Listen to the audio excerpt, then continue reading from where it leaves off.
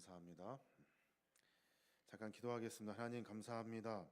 부족한 저희들을 귀한 곳에 불러주시고 주 앞에 예배할 수 있도록 축복해 주심에 감사합니다. 여기서 모여 함께 드리는 귀한 예배 주님 받아 흠양하여 주시고 주님 영광 받아 주심으로 말미암아 우리의 삶에 기쁨을 누리며 전진할 수 있도록 인도하여 주시옵소서. 특별히 팔찌고 찬양으로 하나님께 영광 돌립니다.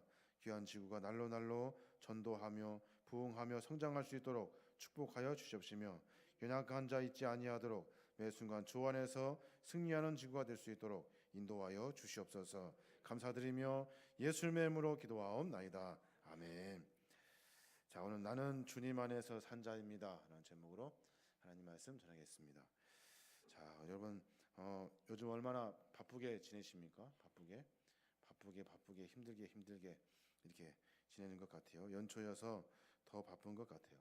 한참 바빠가지고 제가 이렇게 막 옷을 정신없이 입고 거울을 딱 쳐다보고 있었는데 늘 거울 보면서 제가 하는 말이 있어요. 뭐라고 하냐면 그놈 참 잘생겼다. 사실 잘생겼잖아요. 그놈 참 잘생겼다. 그렇게 하고서 이제 하는데 그날은 이상하게 이런 생각이 들어요. 무슨 생각이 드냐면 넌 도대체 누구니? 넌 도대체 누구니? 저한테 제가 스스로 질문하는 거예요. 넌 도대체 누구니? 그러면서 그날은 나는 도대체 누굴까? 나는 도대체 누굴까를 고민하면서 하루를 보내려고 작정을 하고 출발을 했습니다. 우리 다 그리스도인이잖아요. 그리스도인은 내가 누군지를 정확히 아셔야 돼요. 내가 누군지를 정확히 아셔야 돼요. 기독교 교회사에서 가장 위대한 걸작으로 평가되는 존 칼빈의 그 기독교 강요라는 책이 있습니다. 그 책의 핵심은 두 가지인데 하나는 뭐냐면 하나님은 누구신가? 그리고 또 하나는 나는 누구인가? 이겁니다. 나는 누구인가? 오늘 저와 여러분이 나누고 싶은 이야기는 나는 누구인가입니다. 나는 누구인가? 도대체 나는 누구인가? 신앙인들이 평생 알아야 하고 고민해야 되는 중요한 주제 중에 하나가 바로 이겁니다. 나는 누구인가? 나는 도대체 누구인가? 하나님은 그것을 이미 알고 계셔요. 내가 누군지. 그리고 하나님을 아는 것은 우리가 중요합니다. 하지만 매번 그런 것들은 중요하다고 이야기하면서 많이 듣는데 진짜 나에 대해서 나는 누구인가에 대한 고민은 조금 적게 하는 것 같아요. 성경을 막 찾아봤어요. 자신에 대해서 여러 믿음의 선배들이 기록한 성경을 쭉 찾아봤어요. 먼저 다윗의 고백을 알 수가 있는데 다윗은 자기 자신의 내면의 깊은 이야기를 그 한 줄에 딱 적어냅니다. 하나님을 잘 섬긴 사람이었고 신앙 안에 깊이도 있는 사람이었어요. 그런데 그가 자기 아들 압살론의 그 반역에 의해서 쫓겨났거든요. 광야로 아마 정신없이 도망갔을 거예요. 자기 아들이 자기를 향하여 칼을 들고 쫓아오는데 그걸 막을 겨를이 없어가지고 정신없이 성 밖으로 쫓겨나듯이 막 탈출합니다.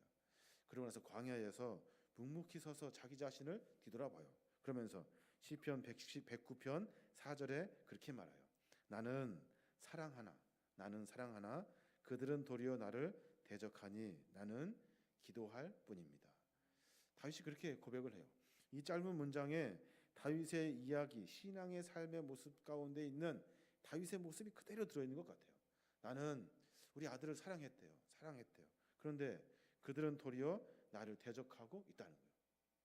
이 짧은 이야기 속에 아들의 배신, 그리고 왕권을 뺏긴 것에 대한 분함, 그리고 광야에 나와서 어렵게 살아야 되는 그 삶의 여정들이 그 안에 그대로 들어있어요.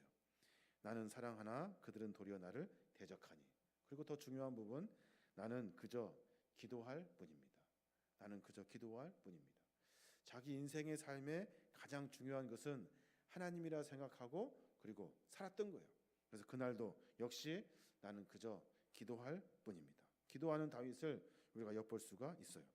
욥이 또 구약에 보면 욥이라는 인물이 있잖아요. 그 욥이 자기 자신이 당한 고난이 너무 힘들어서 자기를 이렇게 표현을 해요.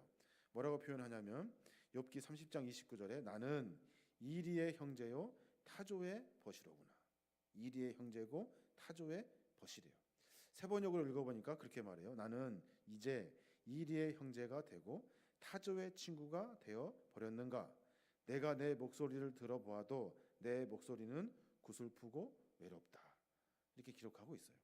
자기 인생을 돌아보면서 자기는 어떤 사람이냐면 이제 이리의 친구이고 타조의 친구가 되었다는 거예요. 그리고 내가 이 상황이 너무나 비참하고 어렵고 힘들다는 거예요. 그래서 목소리를 높여서 주님께 기도하지만 그 목소리마저도 구슬프고 외롭다는 거예요. 욥의 인생을 우리가 성경을 통해서 잘 알고 있잖아요. 짧은 순간에 많은 것들을 다 잃어버렸어요. 그리고 살아가면서 자기 자신을 뒤돌아봅니다. 그런데 중요한 것, 원망이 없어요. 그 사람에게는 하나님에 대한 불평도 없고 하나님에 대한 원망도 없어요. 그러면서 자기 자신을 뒤돌아보면서 나는 이리의 형제고 타조의 친구구나. 내 목소리는 여전히 구슬프고 외롭구나. 그런 인생을 자기가 살았다는 거예요. 마지막으로 이제 신약에 나와 있는 사도 바울의 비유를 한번 찾아봐야 되는데 고린도전서 15장 9절에 바울이 자기 자신을 뒤돌아보면서 나는 이런 사람입니다라고 고백을 합니다. 고린도전서 15장 9절에 보니까 나는 사도 중에 가장 작은 자라. 나는 하나님의 교회를 박해하였으므로 사도라 칭함 받기를 감당하지 못할 자니라. 자기 자신을 그렇게 뒤돌아보고 있는 거예요. 사도 중에서도 제일 작은 사람이래요. 또 교회를 박해하는데 열심히 했던 사람이래요. 그래서 사도라 칭함 받기도 감당하지 못할 만큼 자기 자신은 부족합니다라고 말합니다. 여러분 잘 아시는 것처럼 사도 바울은 부족한 사람이 아닙니다. 학문적으로는 최고의 학문을 배웠던 사람이고 가문으로는 가마리엘 가문에서 아주 학문했던 많은 믿음의 가문에 아주 큰 견조가 있는 그런 가문의 집안의 사람이에요. 그런데 그가 고백하고 있는 거예요. 나는 작습니다. 나는 보잘것 없습니다. 믿음의 선배들의 이야기를 가만히 들어보면 자기 자신에 대한 고백을 하나씩 끄집어내는데 한 가지씩 다 모두가 똑같이 결론적으로 자기 자신은 없어요. 자기 자신은 없습니다. 나는 약합니다. 나는 부족합니다. 그러면서 결론적으로 드러내고자 하는 것은 뭐냐면 하나님이더라고요. 하나님. 제가 거울을 보면서 그놈 잘생겼다 이야기하고 그 다음에 또 넌 도대체 누구니? 라고 했을 때 내 스스로 나에게 묻는 질문이 뭐냐면 너는 지금 뭐하고 사니? 도대체 뭐하고 살고 있니? 그러면서 나를 위한 삶을 살고 있는지 하나님을 위한 삶을 살고 있는지를 내 스스로 묻고 있더라고요. 그러면서 그렇구나. 나는 매번 믿음의 선배들처럼 좀 결론적으로 하나님을 드러내면서 살아야 되는데 나는 그저 나를 드러내고 나를 높이려고 하고 내가 그냥 잘났다고 이렇게 살고 있는, 그래서 매번 바쁘게 살아가면서 그 바쁨이 나를 위한 바쁨이었다라는 사실을 내가 고백하게 되더라는 거예요. 여러분 한번 자기 자신을 한번 뒤돌아보십시오. 나는 누구냐?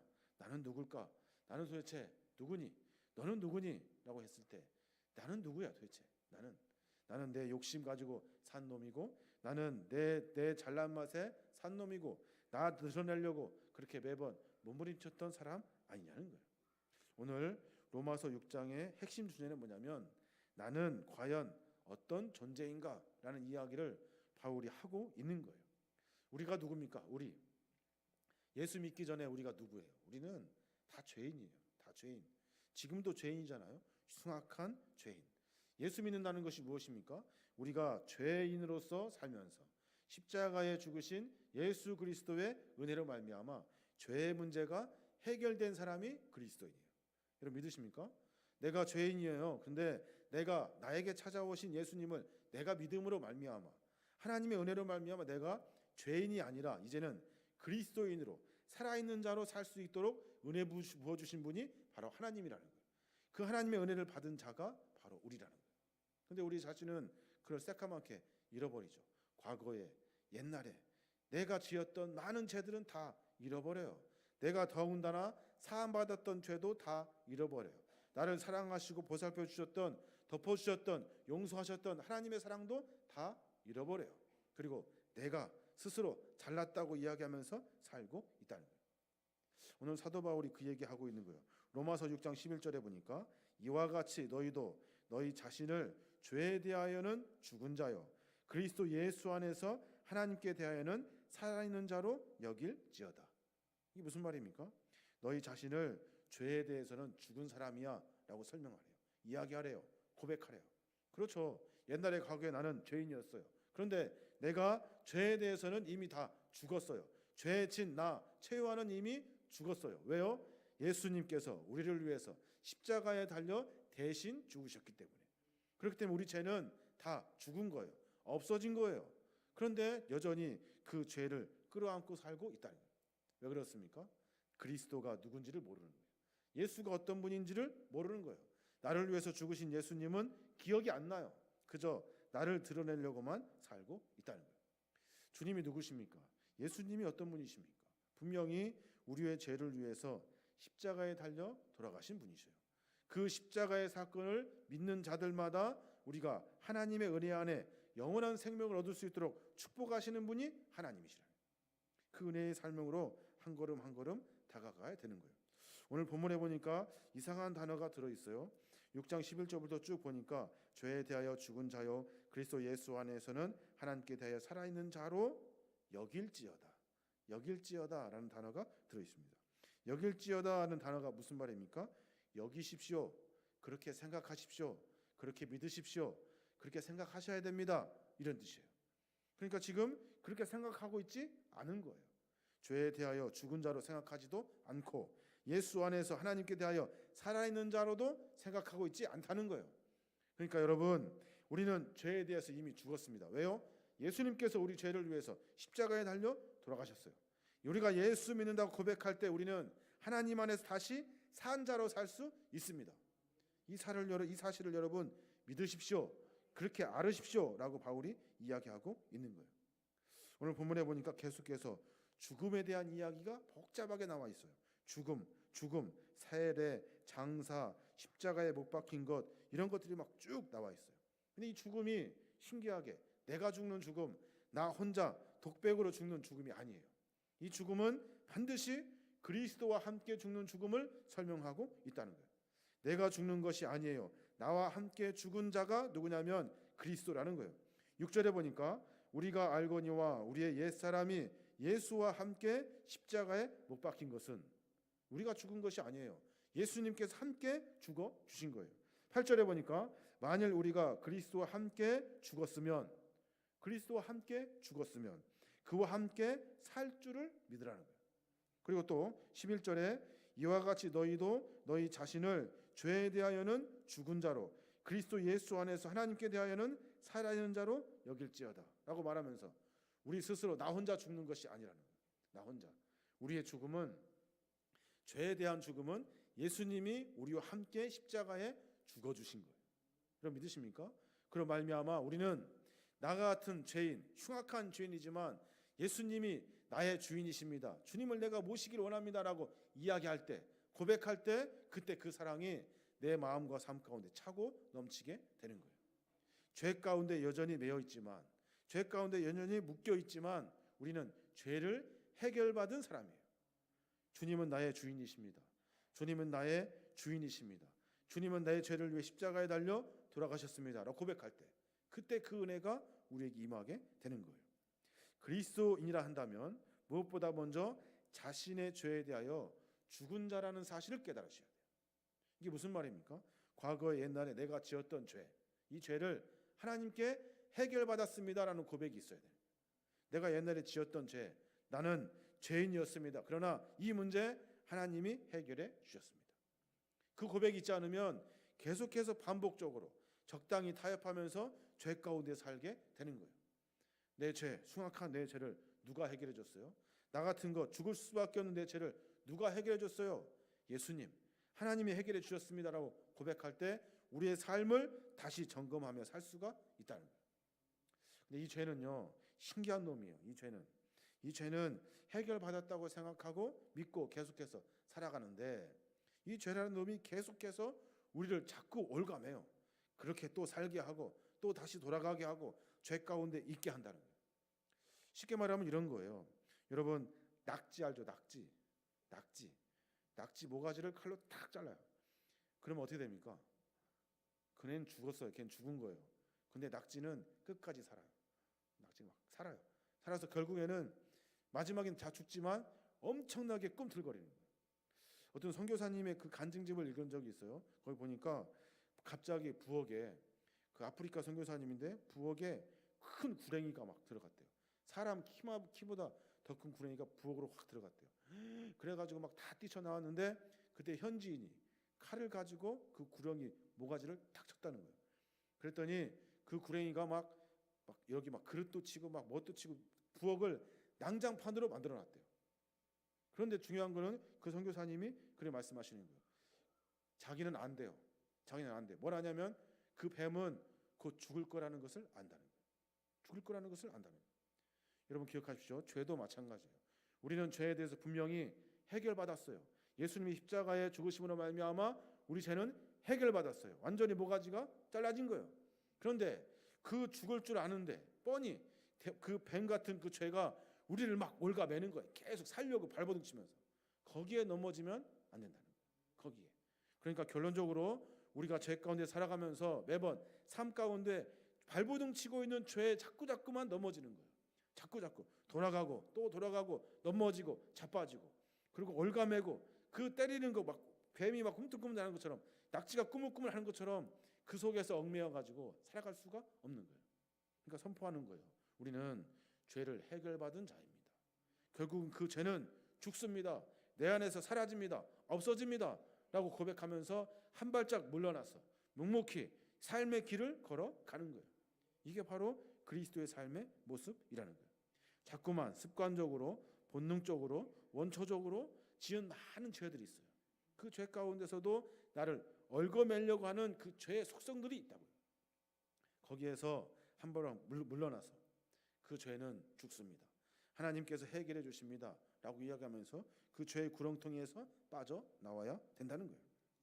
사랑하는 여러분, 죄는 우리를 자꾸만 넘어뜨리려고 합니다. 언제까지 할까요? 이 일을 우리가 죽을 때까지 계속해서 넘어지려고 합니다. 우리의 후손들도 죄에 대해서 그 사탄 마귀 권세는 이미 굴복당했음에도 불구하고 우리를 자꾸 넘어지려고요. 언제까지? 마지막 예수 그리스도 오셔서 심판의 날까지. 그날까지 우리를 계속해서 넘어뜨리려고 하는 거예요. 이게 꼭 그런 거예요. 낙지 같은 놈이에요. 모가지 잘린 낙지 같은 놈. 마지막 예수님이 오실 때 정말 심판이 오는데 그때까지 어떻게든지 다 막 정신없이 막 우리를 다 삼켜가지고 얽어매려고 한다는 거예요. 거기에 넘어져서는 안 되는 거예요. 끝까지 포기하지 않고 죄를 해결받은 자로 그리스도인으로 살아가시길 바랍니다. 이게 바로 그리스도의 고백이라는 겁니다. 그래서 우리는 죄인이지만 산 사람들이에요. 산 사람들. 죄가 내 안에 있지만 분명히 내 죄를 해결하신 예수 그리스도의 은혜로 말미암아 살아있는 자예요. 자꾸만 죄로 돌아가는 그 순간순간에 여러분 선포하셔야 돼요. 자꾸만 손이 가는 그 죄 속으로 빠져가는 그 습관 속에서 고백하셔야 돼요. 나는 이 죄를 해결받았습니다. 이건 죄입니다. 나는 이곳에서 한 발짝 물러납니다. 그리고 이 죄 자꾸만 돌아가려고 하는 내 못된 속성이 사라질 때까지 기다리겠습니다. 그러면서 참아내겠습니다. 인내하겠습니다라고 고백할 수 있어야 하는 겁니다. 그래서 이제 나는 죄에 대하여는 죽은 자요 주님 안에서는 산 자입니다 라고 고백하게 되는 거예요. 마지막으로 우리가 사도 바울이 이렇게 고백을 해요. 자기 자신의 삶의 모습을 되돌아보면서 내가 어떻게 살았지 고백하면서 갈라디아서 2장 20절에 그렇게 말해요. 내가 그리스도와 함께 십자가에 못 박혔나니 그런즉 이제는 내가 사는 것이 아니요 내 안에 그리스도께서 사시는 것이라. 이게 무슨 말입니까? 내가 그리스도와 함께 십자가에 못 박혔대요. 내가 누구예요? 나는 죄 많은 죄성인 죄뿐인 내가 그리스도와 함께 십자가에 못 박혔대요. 나도 죽고 그리스도도 죽은 거예요. 그런즉 이제는 내가 다시 산대요. 내가 십자가에 못 박혀 죽었는데 어떻게 다시 삽니까? 죄성을 가진 내가 죽은 거예요. 누구와 함께? 그리스도와 함께. 그래서 내가 그리스도의 부활하심으로 말미암아 내가 다시 살게 된 거예요. 오직 내 안에 누가 살아요? 그리스도께서 사시는 것이라. 전에는 누가 살았어요? 내 안에 죄가 살았어요.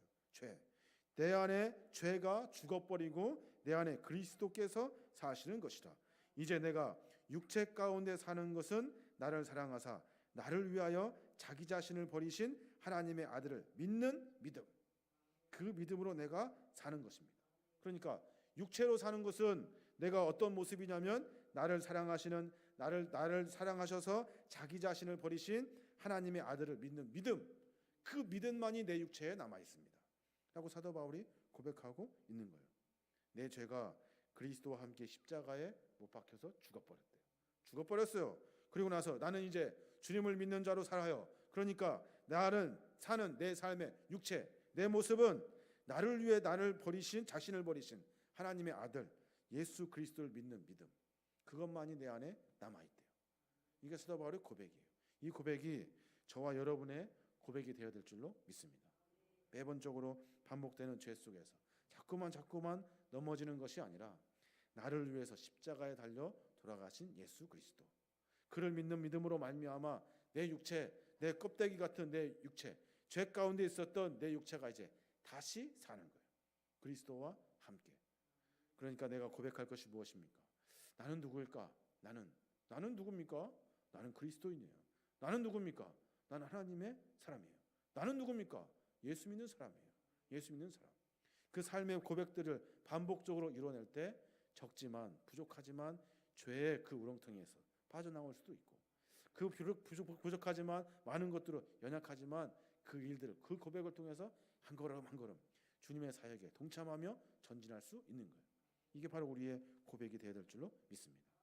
사랑하는 여러분, 우리가 살아가면서 죄 가운데 자꾸만 빠져갑니다. 우리는 왜냐하면 연약하고 미련하니까, 우둔하니까 죄인지도 모르고 그 속에 자꾸만 빠져갑니다.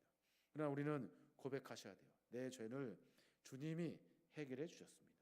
나는 주님 안에서 다시 산 사람입니다. 내 안에는 죄가 있는 것이 아니라 예수 그리스도를 믿는 믿음, 그 믿음이 내 안에 있습니다.